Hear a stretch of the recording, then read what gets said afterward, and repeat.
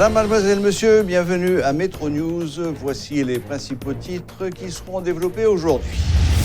Arrivée ce mercredi à Port-au-Prince d'une délégation de l'Organisation des États américains, OEA, cette mission est au pays à la demande du gouvernement afin d'encourager le dialogue entre le président et l'opposition politique. Les membres de l'opposition démocratique et populaire cherchent tout simplement à évincer le président Jovenel Moïse pour pouvoir amnistier ceux qui, parmi eux, sont impliqués dans le dossier Petro-Caribé. C'est ce qu'a affirmé le secrétaire général du RDNP, Éric Jean-Baptiste. Un bus de Radio-Télé Métropole a été attaqué ce mercredi à coups de pierre par des manifestants casseurs qui opéraient au Pont-Morin. Ils ont également attaqué plusieurs banques de Borlette, père éternel de l'ancien candidat à la présidence, Éric Jean-Baptiste.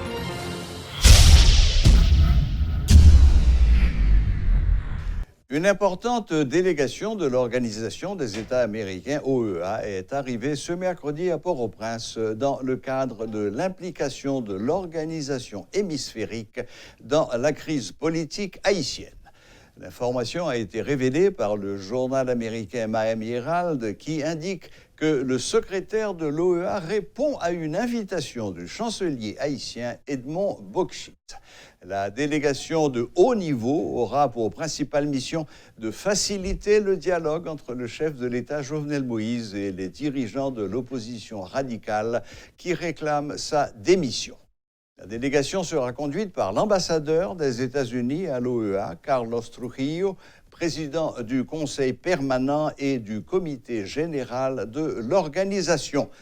Dans une correspondance en date du 14 juin, le ministre des Affaires étrangères, Bockschit Edmond, avait sollicité une implication de l'OEA pour faciliter le dialogue entre le président et l'opposition qui réclame son départ. Le chef de la diplomatie haïtienne a fait valoir que la visite est une mission d'enquête.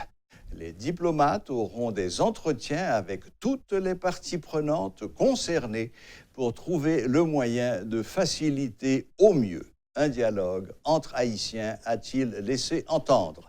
Un responsable de l'OEA a indiqué au Miami Herald que l'objectif était de baisser la température politique et d'établir les paramètres du dialogue. Les diplomates donneront également la garantie d'une mission d'observation électorale de l'OEA aux prochaines élections. Estimant que l'implication de l'OEA constituait la meilleure solution face à l'aggravation de la crise, le responsable de la délégation a rappelé que l'organisation a une longue histoire en Haïti de création d'atmosphère. Dans un tweet ce mercredi, le président Jovenel Moïse a indiqué qu'il a rencontré la délégation de l'OEA autour de la crise actuelle. Selon lui, l'entretien a porté également sur les problèmes de sécurité et de précarité dans le pays. Les révélations du secrétaire général du Rassemblement des démocrates nationaux progressistes, RDNP, Éric Jean-Baptiste, relatives au projet d'amnistie concocté par les sénateurs de l'opposition ont provoqué de nombreuses réactions. M. Jean-Baptiste a assuré que les sénateurs de l'opposition envisagent de décréter l'amnistie pour les dilapideurs des fonds Petro-Caribé après avoir contraint le président Moïse à la démission. L'homme d'affaires dénonce ce projet et estime que le procès Petro-Caribé est indispensable. Il considère que l'application de ce plan serait néfaste pour la nation. De leur côté, les sénateurs de l'opposition radicale nient avoir discuté d'un tel sujet avec le chef de file du RDNP. On n'a pas parlé d'amnistie avec M. Jean-Baptiste, déclare le sénateur Yuri Latortue, assurant que cela n'a été évoqué avec aucun de leurs interlocuteurs. Il accuse M. Jean-Baptiste de mentir parce qu'il veut prendre la défense du chef de l'État. Le sénateur Latortue soutient qu'il est impossible de ne pas réaliser le procès puisque les noms des anciens officiels et des firmes sont précisés dans le rapport de la Cour supérieure des comptes et du contentieux administratif. Le sénateur Nenel Cassis s'en prend également au secrétaire général du RDNP qu'il considère comme un allié du pouvoir. Il soutient que le groupe des sénateurs de l'opposition radicale sont intransigeants sur plusieurs sujets, dont la démission du chef de l'État, la tenue du procès Petro-Caribé, l'enquête sur les massacres de La Saline et de Cité-Soleil et l'organisation de la conférence nationale. D'autres personnalités, dont Paul Denis, chef de file de Iniforce, insistent sur la nécessité pour que le procès Petro-Caribé soit réalisé. Les sénateurs de l'opposition devraient présenter ce jeudi 20 juin un document de consensus entre les secteurs en vue de la formation d'un gouvernement de transition. L'ancien Premier ministre Evans Paul émet des doutes sur l'utilité de la mission de l'OEA qui doit arriver à Port-au-Prince ce mercredi. Rappelant les expériences passées, il déplore que les Haïtiens ne soient toujours pas capables de s'entendre entre eux et doivent encore s'en remettre à une médiation étrangère. L'ancien Premier ministre appelle tous les secteurs politiques à faire des sacrifices. S'il encourage le chef de l'État à mettre son mandat sur la table dans le cadre des négociations, il fait également valoir que l'opposition n'a ni la capacité ni la légitimité pour lui faire quitter le pouvoir. Je dis à un bon monde qui est plus prisonnier d'orgueil que font pas pour résoudre le problème. Plus que mon ante fin dit pour Jovenel aller, s'il pour elle pas cavorer là, il plutôt camper là, fait toute bagaille, fait déstabilisation, tant reconnaître bon me devler l'aller même pas une force me faire l'aller puisque l'autre mon aller ou adresser à volonté pour l'aller ou bien on gagne force heureusement qu'on y a nous pas gagne l'armée encore qui pour un président embarquer. Eh bien il faut gagne côté république orgueil leur papa petit ou mon petit il y a des fois qu'on demande comme prêter ou acheter crédit ou pas pour tête ou t'as pas faire mais lorsqu'on est petit ou grand faut payer l'école petit ou qu'on fait des bagailles qu'on oublie orgueil ou oublier amour propre. Eh bien, pour un pays, c'est ça. Pour un pays, c'est pour une question de chaque monde camper sous position. Il faut jouer de là, les folles pas, les Petro-Caribé. Pays a bloqué. Et c'est nous-mêmes, élite pays, que nous bon côté gouvernement, que nous bon côté opposition, qui pour fonger fort. Son honte pour notre attitude d'un peuple mineur, qu'on a pour nous demander l'OEA, et puis son étranger pour aller venir pour aller kembe mais non, pour dire chita là, et puis tout ça, il dit n'a fait. Sous dossier pays d'Haïti, que l'ONU, que l'OEA, ils ont tout fait bec à terre. Nous voyons combien de missions, ministère, mini juste. Problème n'a toujours été même genre. Problème Haïti, c'est Haïtien pour résoudre. Il faut nous reconnaître ça, mes amis. Plein de problèmes internationaux, ils sont fatigués avec nous. Même Haïti, c'est un pays plus difficile. Pas un fusil qui a tiré pour gagner la guerre, c'est plus raide. Parce que son monde, au bon monde qui a parlé à demi-mot, ça ou d'où matin, son l'autre bagarre d'où, ça ou d'où en présence de témoins, là où pour continuer pas dire. Quand on va rencontrer mon nade, il dit bon, pas un problème avec le long. Et puis, quand on gagne trois autres monde là, les deux monsieur sont menteurs, sont voleurs, sont bagarres.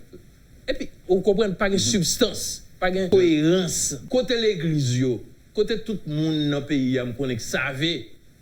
Il y a une moralité dans le pays. Et puis que tout le monde chita, le pays a fini dans mais nous grande misère.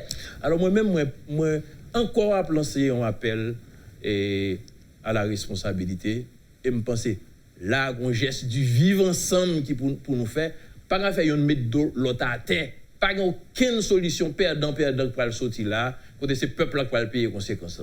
C'est pour nous mettre toute bagaille dans ligne pour l'aller. Nous disons n'a construit état de droit. Yolonge doit être sous président Jovenel Moïse, li présumé innocent. Que procédure montrer le coupable, il a dit pour le mettre à la disposition de la justice. Il est à la disposition de la justice en tant que président. Après, il fait rapport, il ciblé, est-ce que l'empêcher rapport à sortir? Maintenant, est-ce que un juge qui relève pour dire le pape venir, c'est président lié? Nous pas qu'à bloquer un pays sur un prétexte Petro-Caribé. Petro-Caribé, c'est un problème. Mais il y a l'autre problème qui vient chaque jour qui méritait pour adresser. Nous ne pouvons pas, au nom de Petro-Caribé, empêcher si moun fait examen, craser magasin moun, empêcher le pays à fonctionner. Ce n'est pas normal, c'est irresponsable. Des manifestants proches de l'opposition ont attaqué à coups de pierre ce mercredi un bus de Radio-Télé Métropole à Pont-Morin. Les agresseurs circulaient à moto, ils agissaient en toute impunité en présence de la police qui est restée passive.